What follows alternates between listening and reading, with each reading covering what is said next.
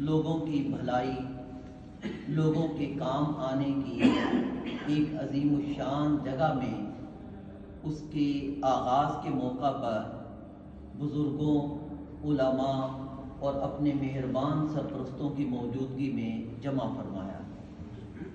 اللہ رب العزت ہمارا یہاں آنا قبول فرمائے، اس جگہ کو اس کے مقاصد پورے کرنے کے مواقع نصیب فرمائے اور اسے اپنی بارگاہ میں شرف قبولیت عطا فرمائے۔ اللہ رب العزت کو اپنی مخلوق سے بڑا پیار اور مخلوق سے پیار کرنے والا بھی اللہ کو بہت پیارا ہے۔ نبی پاک صلی اللہ علیہ وسلم، رسول اللہ صلی اللہ علیہ وسلم اللہ جل جلالہ کی ایک بہت پیاری صفت کا اظہار فرماتے ہیں کہ رحم کرنے والوں پر اللہ رحم کرتے ہیں، اور اللہ رب العزت اور اللہ کے پیارے نبی صلی اللہ علیہ وسلم حکم فرماتے ہیں، ارحموا من فی الارض یرحمکم من فی السماء، کرو مہربانی تم اہل زمین پر، خدا مہربان ہوگا عرش بری پر۔ اس دنیا میں جتنے بھی انسان آتے ہیں وہ اللہ رب العزت کی جانب سے نعمتوں کو ساتھ لے کر آتے ہیں۔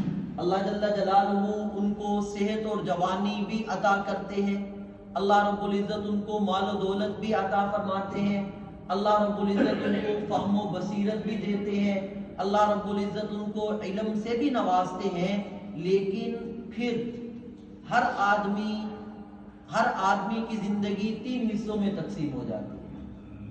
کچھ لوگ ایسے ہوتے ہیں جو زندگی گزارتے ہیں صرف اپنے لیے، وہ اپنے علم، اپنی صحت، اپنی طاقت، اپنے وسائل کو اپنے اوپر ہی استعمال کرتے ہیں، اور وہ کماتے بھی ہیں، کھاتے بھی ہیں، لیکن ان کے دل کے اندر کسی دوسرے کا درد، کسی دوسرے کی فکر، کسی دوسرے کے کام آنے کا جذبہ بالکل نہیں ہوتا۔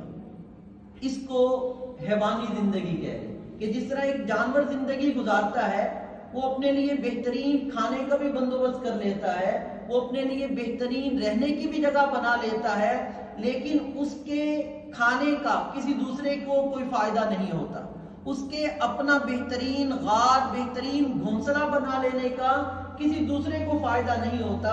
تو کچھ انسان ایسے ہوتے ہیں جو اس دنیا میں آتے ہیں، زندگی بسر کر کے چلے جاتے ہیں، لیکن ان کی زندگی حیوانی زندگی ہوتی ہے۔ لیکن کچھ لوگ ایسے ہوتے ہیں جن کو اللہ انسانی زندگی نصیب فرماتے ہیں۔ انسانی زندگی کیا ہے؟ کہ انسان کے دل کے اندر اپنے ماں باپ کا احترام بھی ہوتا ہے، ماں باپ کی خدمت کا جذبہ بھی ہوتا ہے، اپنے بہن بھائیوں کی محبت بھی ہوتی ہے، بہن بھائیوں کے کام آنے کا جذبہ اور شوق بھی ہوتا ہے، لوگوں کے کام آنے کا جذبہ بھی موجود ہوتا ہے۔ یہ ہے انسانی زندگی۔ انسانی زندگی کے اندر اپنے دیے ہوئے وسائل وہ اپنی ذات پر ہی استعمال نہیں کرتا، اپنی کمائی صرف اپنے آپ پر ہی نہیں لگاتا، بلکہ اپنی کمائی وہ دوسروں پر بھی لگاتا ہے، اپنے ماں باپ پر بھی لگاتا ہے، اپنے رشتہ داروں پر بھی لگاتا ہے، اپنے پڑوسیوں کی بھی خبرگیری کرتا ہے۔ یہ زندگی انسانی زندگی ہے۔ حیوانی زندگی میں انسان کسی کے کام آنے کے جذبے سے ہی خالی ہوتا ہے، اور انسانی زندگی کے اندر وہ ترقی کرتا ہے، اس کے دل کے اندر دوسروں کے کام آنے کا جذبہ موجود ہوتا ہے۔ عرفان صاحب، میں اس سے آگے بڑھ کر ایک اور بات آپ سے عرض کرنا چاہتا ہوں۔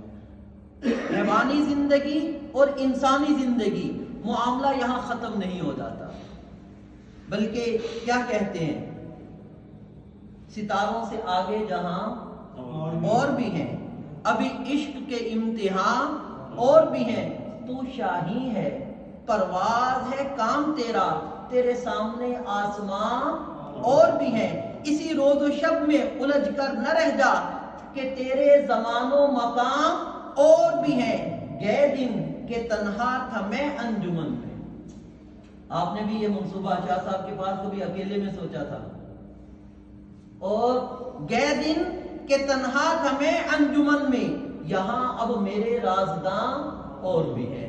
انسان حیوانی زندگی سے انسان ترقی کر کے انسانی زندگی کے اندر آتا ہے.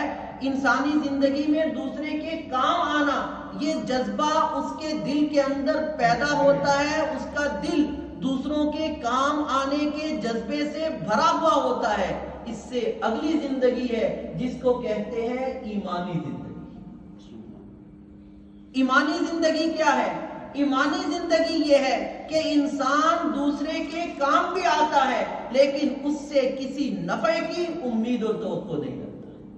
انسان دوسرے کے ساتھ خیر خواہی کرتا ہے لیکن بدلے میں اس سے کچھ نہیں چاہتا، اور بدلے میں اس کا یہی ہوتا ہے کہ میں انسانوں کی بھلائی کا کام کر رہا ہوں، میں انسانوں کے کام آ رہا ہوں، میں اپنے ماں باپ کی خدمت کر رہا ہوں، میں اپنے بہن بھائیوں کے کام آ رہا ہوں، لیکن بدلے میں مجھے ان سے کچھ نہیں چاہیے.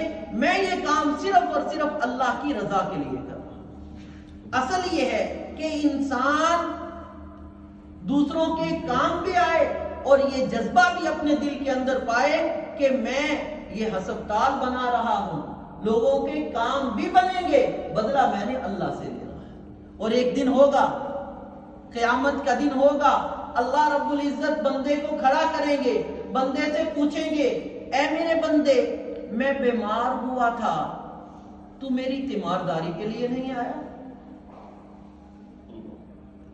میں بیمار ہوا تھا، تو میری تیمارداری کے لیے نہیں آیا؟ بندہ حیران ہو کر اللہ کے سامنے عرض کرے گا اے اللہ آپ تو ساری مخلوقات سے اعلیٰ اشرف ہیں، آپ کے اندر مخلوق کی کوئی صفت نہیں پائی جاتی. مخلوق بیمار ہوتی ہے، خالق تو کبھی بیمار نہیں ہوتا. آپ تو ہر قسم کی بیماری سے، ہر قسم کی کمی سے، ہر قسم کی کوتاہی سے، ہر قسم کے نقص سے پاک ہیں، آپ کیسے بیمار ہو سکتے ہیں؟ اللہ رب العزت فرمائیں گے اے میرے بندے تیرے پڑوس میں ایک بیمار موجود تھا، اگر تو اس کی تیمارداری کے لیے جاتا تو مجھے وہیں پاتا. اس بندے کی تیمارداری کو اللہ رب العزت نے اپنی تیمارداری قرار دیا. پھر اللہ رب العزت پوچھیں گے اے میرے بندے استطعمتک فلم تطعمنی، میں نے تجھ سے کھانا مانگا تھا، تو نے مجھے کھانا نہیں دیا. اے اللہ آپ تو بھوک سے پیاس سے پاک ہیں، آپ تو ساری مخلوق کو روزی عطا کرنے والے ہیں، آپ کو بھوک کہاں سے لگ سکتی ہے؟ فرمایا کہ وہ میرا بندہ جو تجھ سے کھانا طلب کر رہا تھا، اگر تو اس کو کھانا کھلاتا تو تو مجھے وہی پاتا.